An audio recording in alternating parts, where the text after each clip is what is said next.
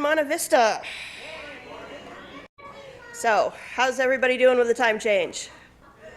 Okay. All right. I am Carissa Moore. I am the treasurer of your Board of Trustees, and here are this morning's announcements. So I want you to mark your calendars for 2 congregational meeting dates. One is today after the service. This is an informational meeting to discuss our financial options. Then on Sunday, the 23rd of March, there will be a congregational meeting where we will vote on the options presented in today's meeting. So please try to make an effort to attend at least the 23rd, if not today. Then next week, CUPS will be leading our service as we welcome the light and pass through the portal into spring. It's one of my favorite services. Yay! And then for all of our committee heads, you should have all received your budget request emails as of this morning. If you have any questions or did not receive the emails, please let me know so we can get that going. And now I would like to introduce Catherine and Lynn Maria to tell us about the latest from the fundraising team.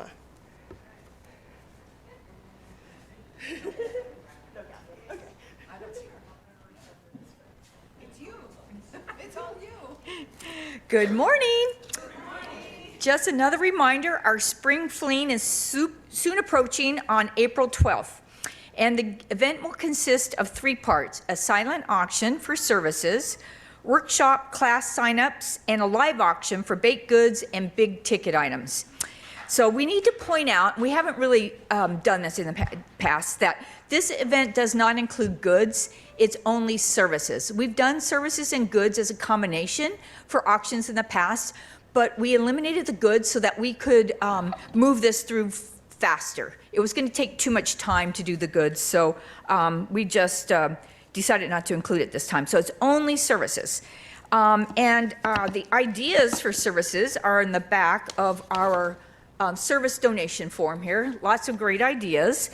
such as host Planes of Fame and Air Museum in Chino, a Kentucky Derby watch party on May 3rd to wear fun hats, drink mint juleps, the Getty Museum, LACMA, LA Arboretum, Norton Simon Museum, tour of San Antonio Winery in Ontario with wine tasting, thrift shop shopping day.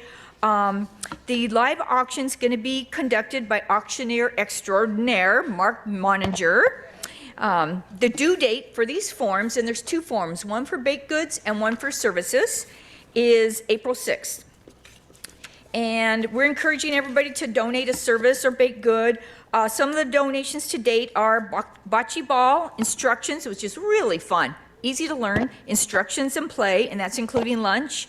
A twosome of golf at Red Hill Country Club, and that includes lunch also. A high tea with savory and sweet treats for 4, and a garden tour. Box suite tickets to the Hollywood Bowl, pickleball party at Moninger's private pickleball court, and that includes drinks and appetizers. We have Julie Steinbach and Meg Matthews are hosting a lunch at Pilgrim Place. We have a 2-night stay at a fun cabin in Big Bear, and we'll also give you a place that you can stake out and take binoculars and look at Jackie and Shadow up on their nest. Extra bonus on that one. And did you ever want to wear your own mask? You can. Jeannie Coates is hosting a mask class. We have a sourdough starter baking class. There will be a life organization seminar. And did you know there's a castle a mere 14 miles from here? Yes, and it's a historical landmark. You can sign up to tour the Rubel Castle in Glendora, and a barbecue follows that. So it's going to be a really fun event. We're serving beer and wine that night and appetizers. There'll be child care services and a pizza party for the kids. So that's taken care of too. And just as a final note, I forgot to pass out these little mints last week at the Western thing. So grab some little mints today. Thank you.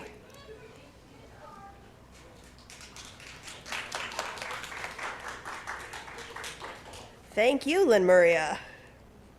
And further details about all of these events and more can be found in the Community Connections email that comes out on Thursdays. And with that, I will turn it over to Reverend Maggie Yenoki.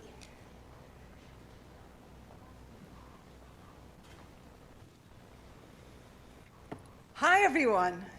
Good morning, and hello to all of you who are on Zoom.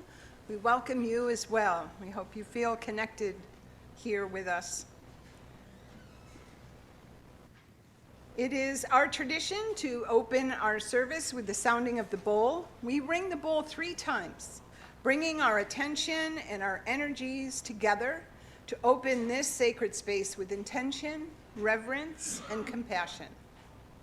We ring it for yesterday, for today, and tomorrow. We call to the ancestors of this community, the ancestors of our hearts, the ancestors of this land. We pause to acknowledge and honor the Tongva and other native peoples on whose ancestral homelands we gather.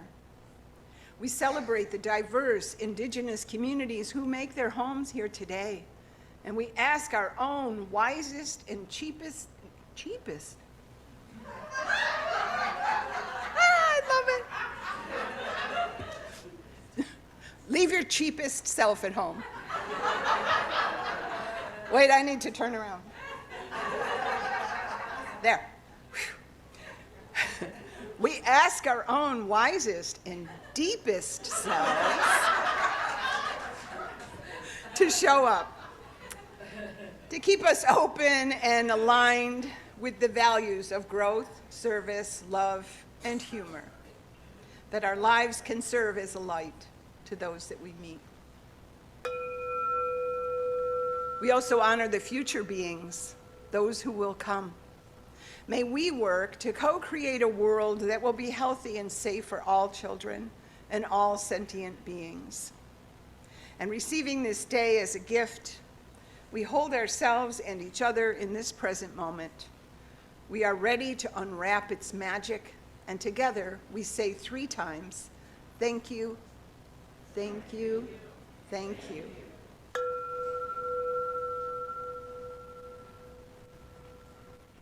Please stand for our welcoming song. Oh, and one other little addition, a little PS. Lily has today off, so let's send Lily our love wherever she is, and hopefully it's in her bathrobe with a cup of coffee, where we all wish we were too, right? But yeah, so we have all recorded music, so all your prayers to Jaryus for all the extra work he has today. Here's our welcoming song, Come, Come, Whoever You Are. This is one that you know. Come, come, whoever you are, wonder, worship, lover of the evening. Ours is no caravan of despair. Come, yet again, come. Come, come, whoever you are, wonder, worship, lover of the evening. Ours is no caravan of despair. Come, yet again, come. Come, come, whoever you are, wonder, worship, lover of the evening. Ours is no caravan of despair. Ours is no caravan of despair. Ours is no caravan, whoever you.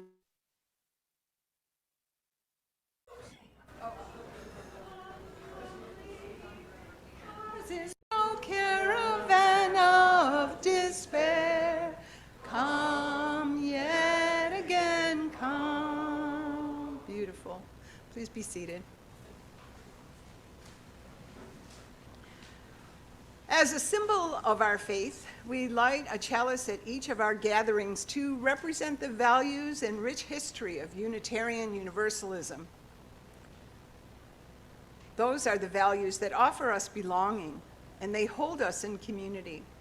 So as Ron Quinn, our beloved former member and visitor today, he comes forward to light our chalice, let's hear these words inspired by Selena Fox. We kindle this flame with love for all women and for all who embrace the gifts of the divine feminine, past, present, and future. We kindle this flame for the mother that we share with all that lives, Mother Earth. We kindle this flame with respect and support for the greater circle of life with which we all are a part. Now I'm going to invite you to stand again, get a workout. We're going to sing our invocation, Spirit of Life.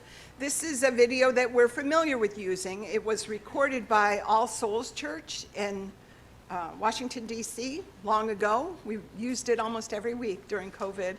But Ron is also going to sign, so you can follow him too.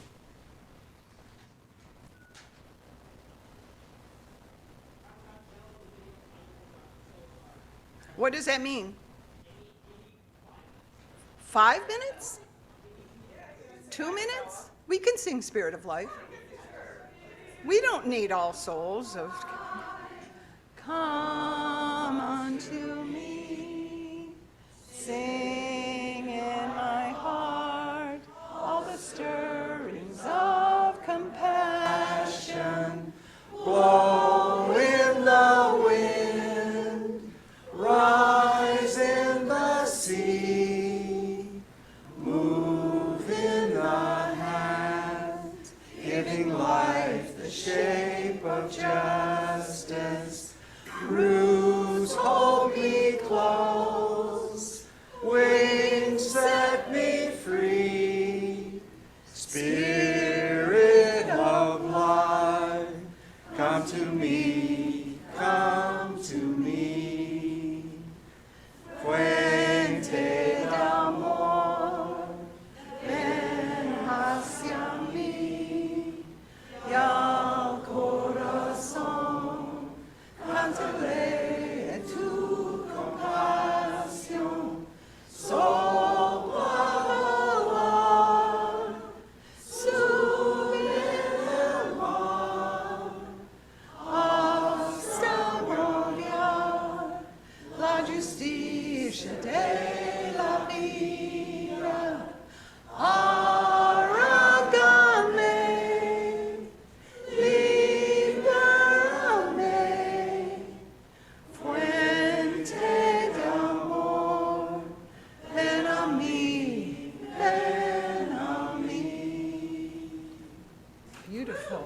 Yeah. You can sit. Go ahead. And then we'll read our covenant while we're sitting. That's fine. Do you have the covenant, Jaryus? Yeah, good. So together. For the visitors that we have today, Unitarian Universalism is a covenantal faith. So we're not creedal. We don't ask people to believe certain things. But we do talk about how we are in relationship with each other and with the divine, and that's what these words will share with you. Read them with us if you care to. We affirm that love is the greatest purpose of this congregation. Our search for truth is a constant star, and service is our prayer. We pledge our hearts, minds, and hands to challenge injustice with courage, to make choices for a healthier planet, and to live out our Unitarian Universalist values every day as beloved community. Thus do we covenant with each other and with all that is sacred in life. Thank you. And I'd like to invite Robert up for our, not his. He will be giving us our wisdom tale, A Time for All Ages, today.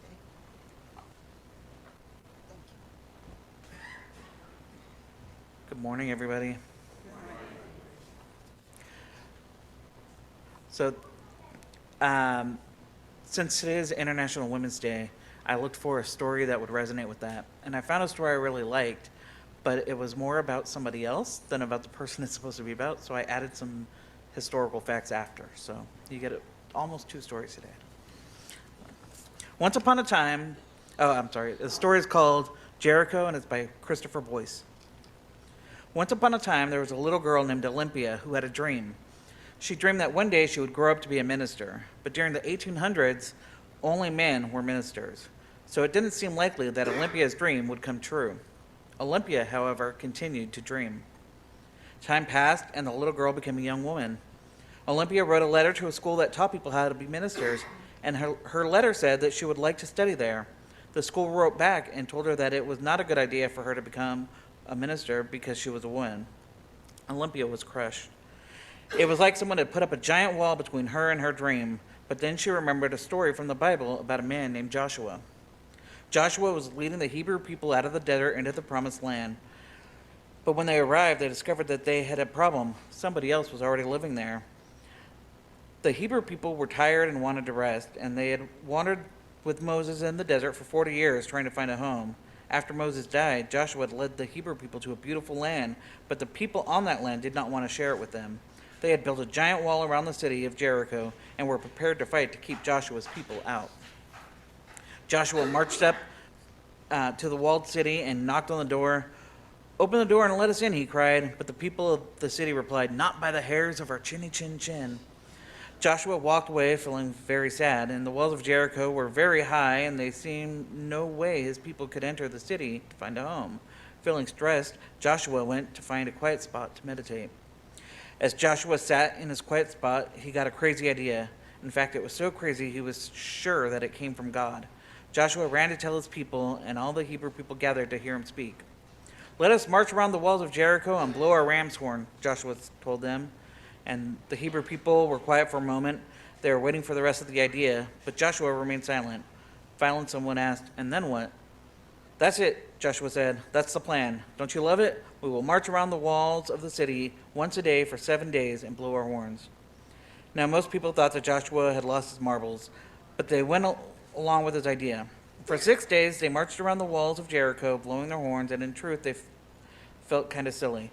But on the 7th day, something incredible happened. As the Hebrew people blew their horns, the walls of Jericho began to rumble and shake. Suddenly, the walls came tumbling to the ground. Joshua's idea had worked. The Hebrew people were free to walk into the promised land. So as Olympia remembered the story of Joshua, she began to get her own ideas. She decided that she would go to the school for ministers and take classes no matter what anyone else said, and that is what she did. The men didn't know what to do when Olympia showed up. They got very nervous and tried to talk her out of her dream, but Olympia wouldn't let anyone put a wall around her and her dream.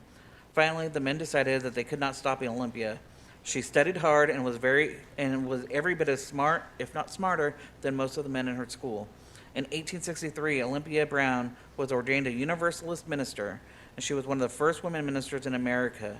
Olympia's dream came true because she knew that although there is a time to be quiet, sometimes you have to blow your own horn and make the walls come tumbling down. So, Olympia Brown was born on January 5th, 1835, in Prairie Road Township in Michigan. Brown was the oldest of 4 children. Her parents, Lafia and Asa Brown, were farmers in what was then considered frontierland.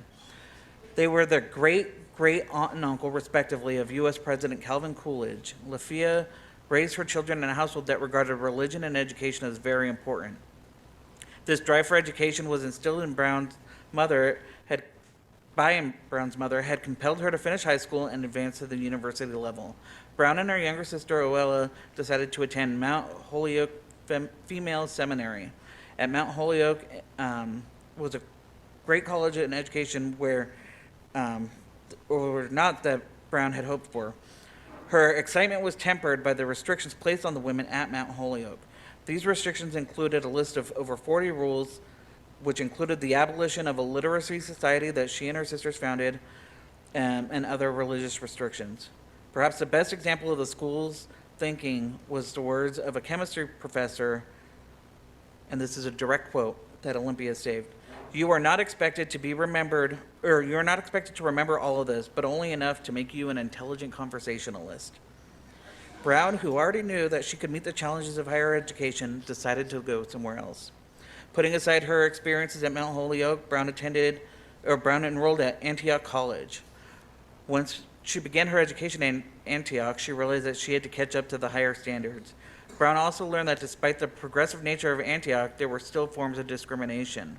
For example, in her English class, women were not required to have speeches memorized, and in a defiant act, Brown delivered all of her speeches from memory, just as the men had.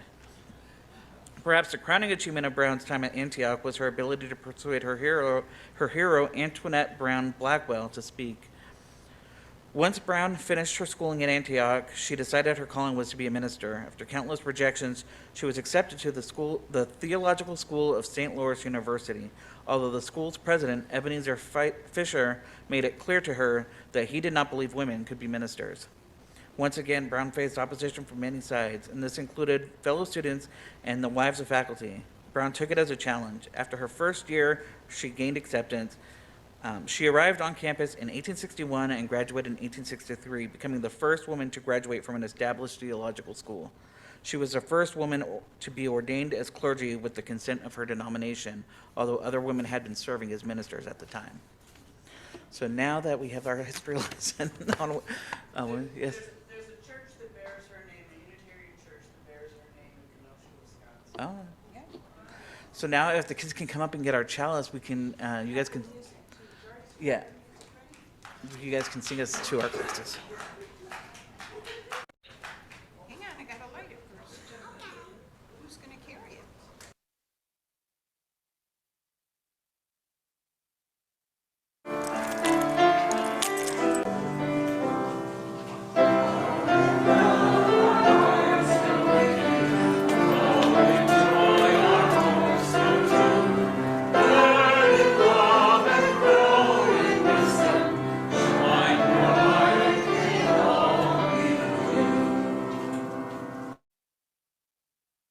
Have fun and learn lots.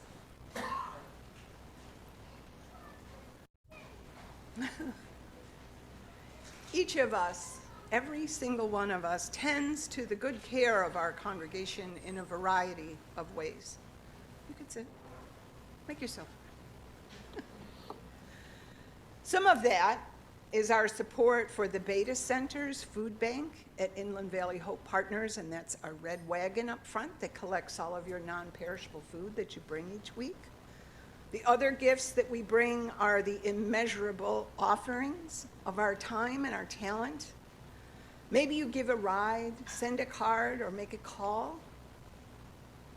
Some of the financial gifts that we offer is another way that we support the health and sustainability of our congregation we love.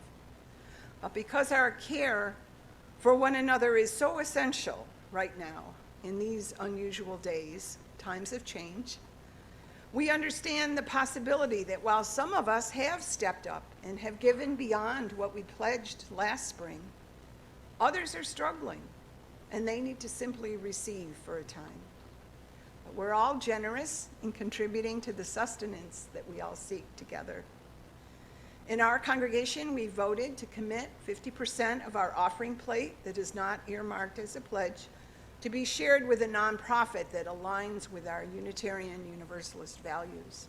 For this month, as we did in February, we've selected to share our plate with the Unitarian Universalist Justice Ministry of California, also known as UUJMCA. And Laura Mulroy will talk with us about ways that we can engage with them. Thank you. Thanks, Laura. Good morning. The Unitarian Universalist Justice Ministry of California tries to work in a variety of ways to bring justice to those around us.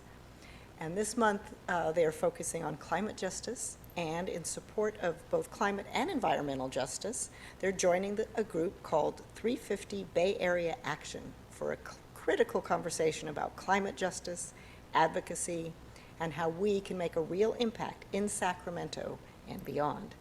The event will be on Zoom on March 16th at 12:30, and you can sign up to either join the call live, or if that's not a good time for you, you can register to watch the recording later.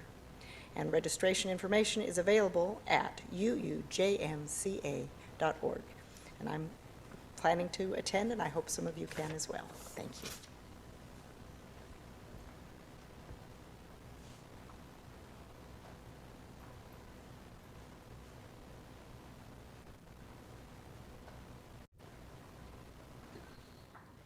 So I invite those of us in the sanctuary to come forward with your generous offerings. Thank you.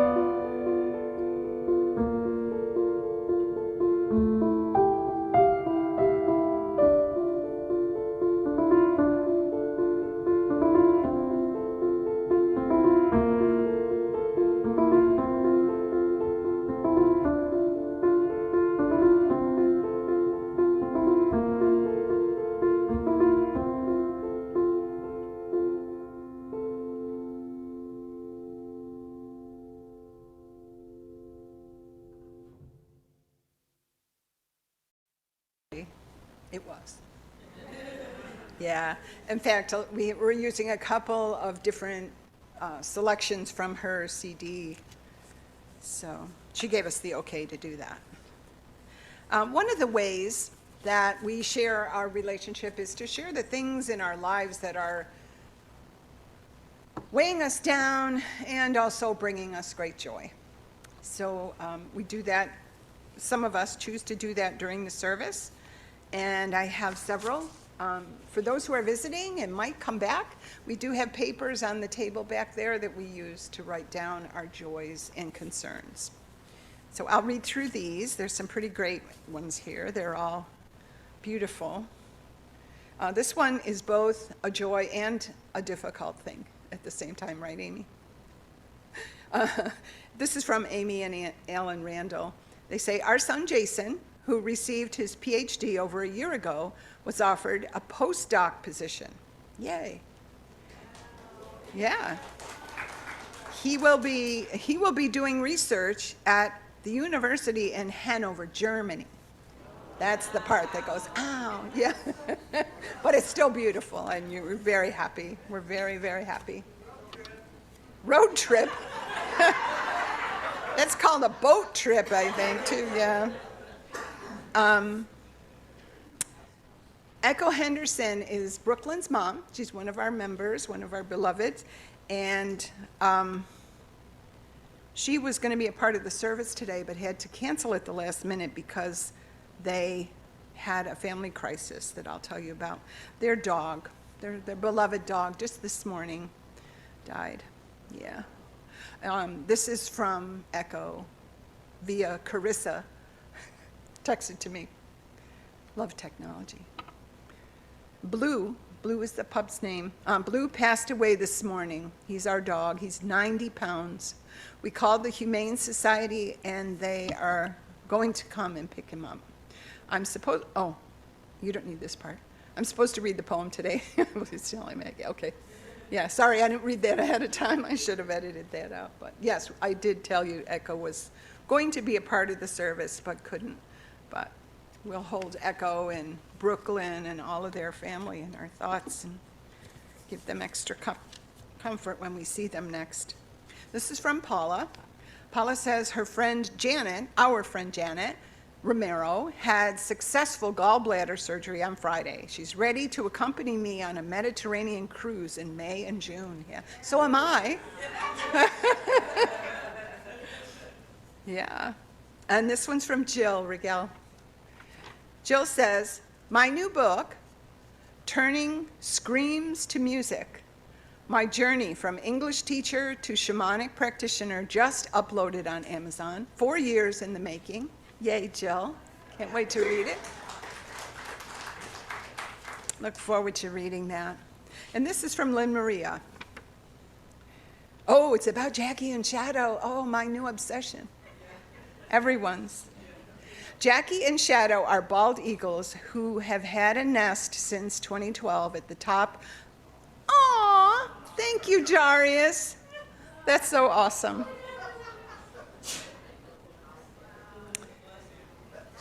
Bless you, yeah. They've had that nest since 2012 on top of a 145-foot Jeffrey pine with a most spectacular view of Big Bear Lake. Jackie laid 3 eggs in January, and thousands of people, it's more like tens of thousands. When I was on yesterday, there were 60,000 people from all over the world watching a bird cough up pieces of fish to feed. Yeah, yeah. They've been monitoring the progress via Facebook posts and a 24-hour webcam trained on the eagle's nest. It was placed there by a conservation group, Friends of Big Bear Valley. 2 eggs hatched earlier in the week, with the 3rd chick making an appearance yesterday. Jackie and Shadow are proud parents of triplets. Yeah. Jackie and Shadow are proud. Oh, I'm sorry. You too can observe the amazing work of Mother Nature by tuning in to the live feed on YouTube with a simple search for Jackie and Shadow.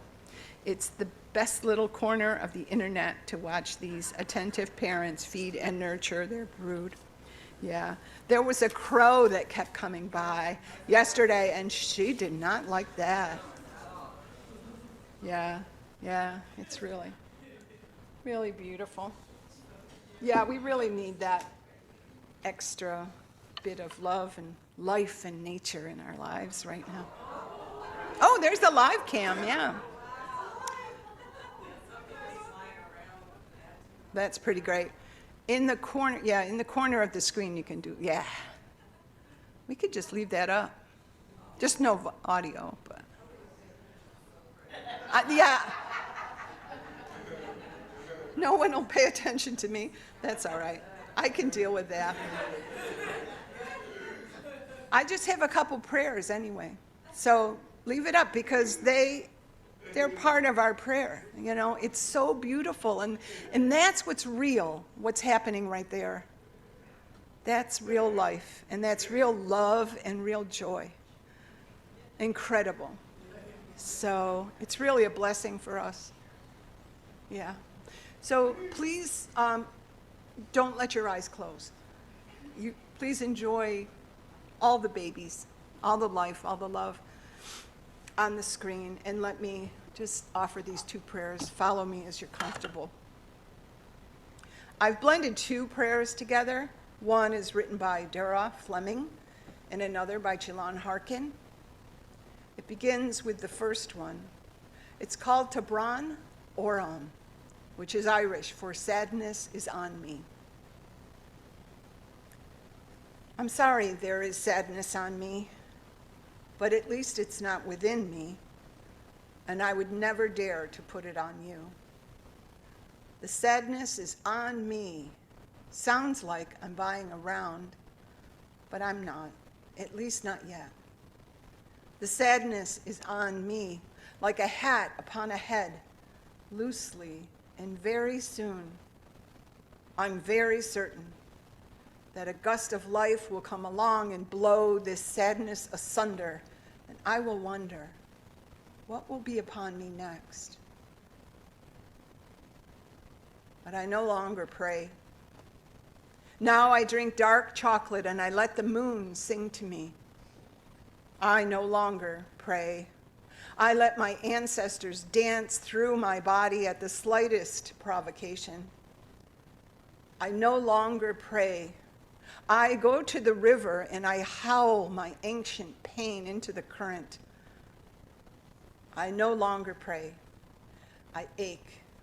I desire. I say yes to my longing. I no longer pray as I was taught, but instead, as the stars crawl onto my lap like soft animals at nighttime, and God tucks my hair behind my ears with the gentle fingers of her wind. And a new intimacy is uncovered in everything.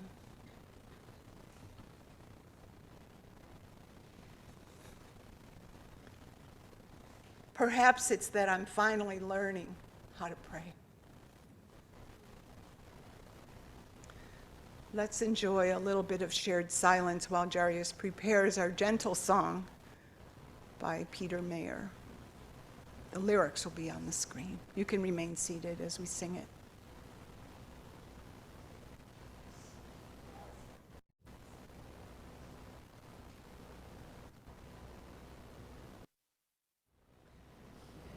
So your order of service says that the reading will be read by Echo Henderson. So as we send her our compassion for everything they're going through this morning, I'd like to invite Bob Taylor up. He will give us the reading for today. Yeah. Thanks, Bob.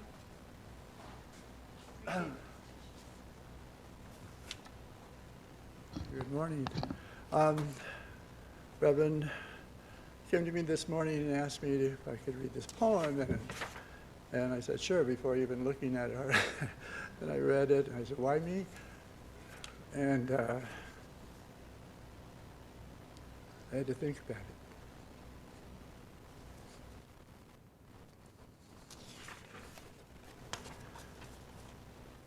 Let's Fly Together by Aisha Islam. Let's flap our wings and fly together break the chains of patriarchy forever. We stand united hand in hand. No longer silent, we take a stand. We need more women in our leadership roles. Their ideas, their vision, and their goals. We own our bodies, we own our minds. We leave oppression far behind. We lift each other up, we amplify our voice. We fight for our rights and our choice.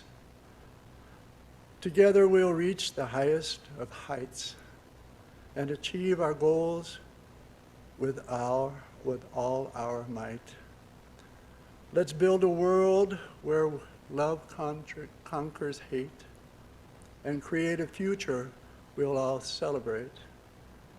Not just a dream, but a reality to see where women are truly, completely free. And this, I just want to tell you the context of my own in this. I grew up with a household with a mother, a grandmother, 5 women, and 5 sisters, and learned a lot about women from women.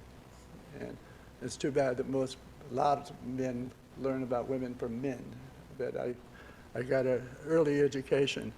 And just out of high school, I attended a nursing school where 47 women students and me, and 2 tough nursing teachers.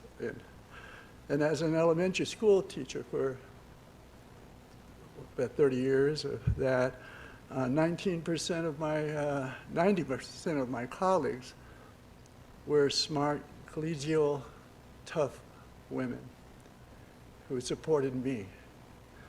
So thank you for choosing me.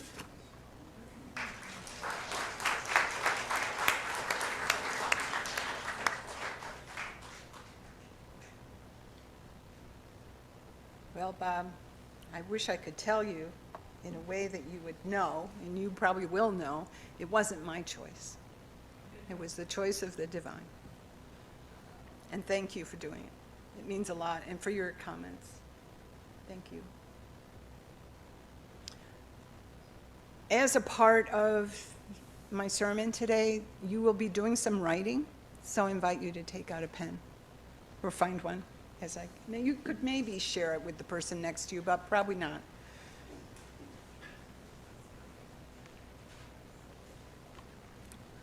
If someone in the back could walk around with some pens, I think there's some on the table near the, I've got some up here too.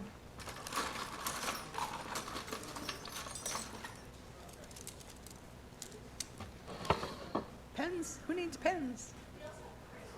Crayon? No. Yeah, crayons might work. We've got all these, if anybody needs them.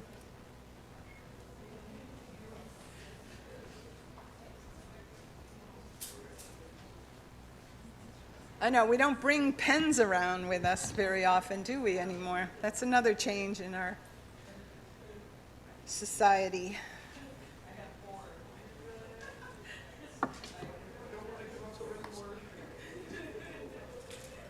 You can just leave them there, that's fine. It was in the late 19th century when women's oppression began to be a passionate motivator for women to be more vocal and active in campaigning for change. In 1908, 15,000 women marched through New York City, demanding shorter hours, better pay, and voting rights. It was 1911 when Austria, Denmark, Germany, and Switzerland celebrated International Women's Day for the first time. 2 years later, in 1913, International Women's Day was agreed to be marked annually on March 8th.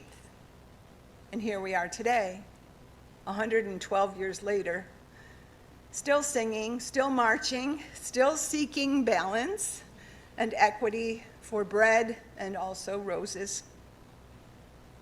As the lyric to the song, As We Come Marching, Marching, it's number 109 in our gray hymnal. As that song expresses, our lives shall not be sweated from birth until life closes. Hearts starve as well as bodies, so give us bread, but give us roses. And we have come a long way, baby. But one place that's reflective of that is Miley Cyrus's Grammy for Record of the Year last year. An empowering lyric to her song reminds us, I can buy myself flowers. And Rosie the Riveter responds with, yes, we can. But our celebration of women needn't be based on the deprivation that women have overcome or the ways that the inherent worth of women has been minimized and that lurking mindset that women are inferior to men. In fact, we do well to avoid any comparisons to men in order to find our most authentic appreciation of not just women, but as the divine feminine. The sacred identity of the feminine and the masculine is reflected in their balance, but not in domination or supremacy. That story about Eve coming out from Adam's rib was just that, a story. And there's always more to the story. Something I did learn in seminary was that there are two creation stories in the Hebrew Scriptures. In Genesis 1, man and woman are created simultaneously, while in Genesis 2, Adam is created first and Eve is formed from his rib. And we can just hold our curiosity about which gender told that story.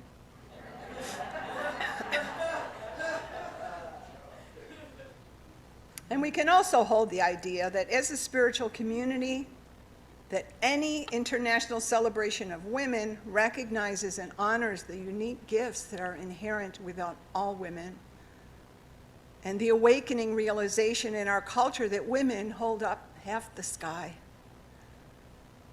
and that the aspects of the divine feminine are the ones that we have so much to learn about. Celebrating the divine feminine can be a deep dive into the aspects, gifts, and characteristics that we treasure and emulate in order to bring balance to our lives and into world culture. One way to do that is through ritual. And yes, you know me. Ritual is the answer to every sense of imbalance. It's true, ritual is important. It is a gift. And it slows us down so we can touch and be touched by meaning. Ritual creates the channels to give the energy that feels like it's flowing everywhere. Give it the brackets so that it can move and flow smoothly. It's like containing a river that has overflowed its banks, or like building a swale from rocks. But ritual is a community action that allows the energy on the edges to match the flow of the energy that is happening on the inside, at our center, near the heart. It's the energy of the hearth fire that we gather around when it's cold. Today's ritual includes the paper that's taped to the back of your order of service. It's a special kind of paper made to dissolve in water, just right for our purposes.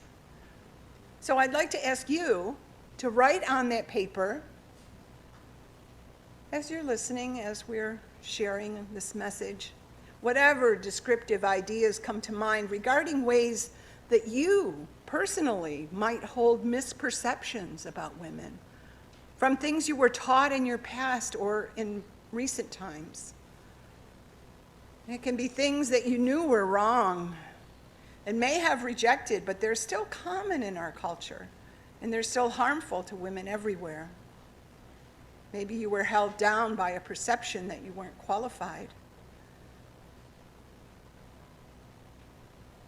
Just this morning, someone told me a story about wanting to apply to a geology program at college, and they were turned away because women don't study geology.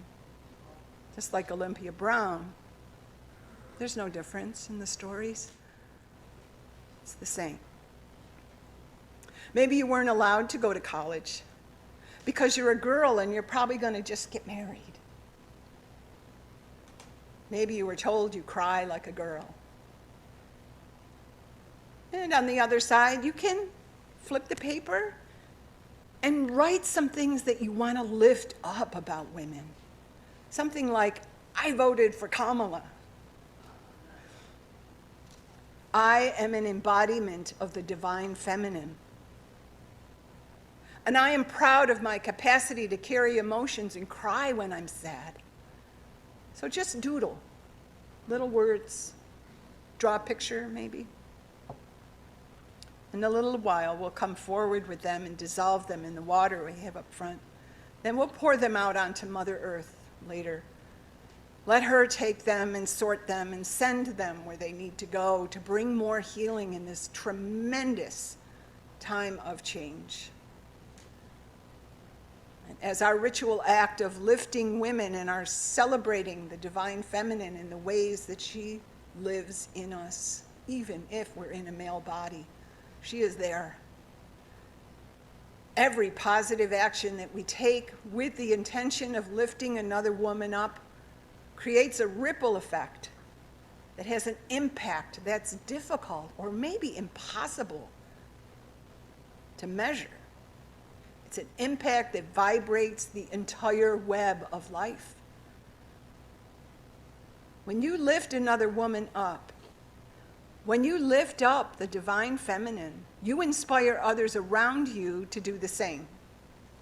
And those opportunities continue to resonate and be passed on to strengthen and balance the feminine after millennia of oppression that has gone off the rails for so long in this patriarchal system that must crumble. When any of us lift the divine feminine in any way, through any act of service, we bring balance and ground the divine masculine, touching and bringing relief to those who are crying out for the courage, energy, compassion that they need to just keep going. It's love. That's what it is. And that's why we're here. That's why we come here, to learn how to serve with love. Why are we here if it's not to love? So what do we search endlessly for in each other, if not the chance to find the immensity of our own hearts and of the hearts of those we're with? How is it that we forget the beauty of the sacred that lives within us? Isn't it better to say, oh, that's not me? I'm working on it, but I have a long way to go. No. Sorry, I won't let you say that about yourself. You're beautiful, and it's best you admit it. All of that criticism that you had piled on you as a child, and some of you long into adulthood, it's no longer valid. And it's time to wash that off. No more. No more. No more falling asleep during the moments that the divine creates specifically to tease us awake, reminding us who we really are and why we came, why we're here. You who have mountains in your bones, oceans in your blood, and forests in your breath. We must drop the illusion of small and the pretense of limited. You are here to serve love, and love needs you now. Step up and step in. We must drop the I can't and the I won't, and forget the reasons why not, and blast through those walls that you've built, that I've built, that we've all built. And the shutters that we like to slam shut, you know, the ones that block your brilliance from this world, starved of your light, and instead, please, love like a river. Love like a river that carves mighty canyons. Let's form new, grander canyons in your search for depth and truth. Love like a star that only knows to blaze in all of its glory, illuminating the endless darkness of not just space, but of life right now. Love like a melody who sings her song, like your Taylor Swift, or CeCe Winans, or Miley Cyrus. Sing out from your heart until all your cells ring and your mind stops trying to understand, and your past can't tell you no anymore. Love like the rains that fall softly, coaxing tiny little acorns to become mighty trees, trees that will grow and hold eagles.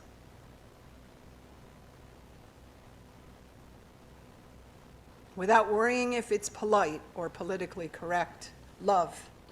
Love as if the word polite belongs to a species far removed from your own.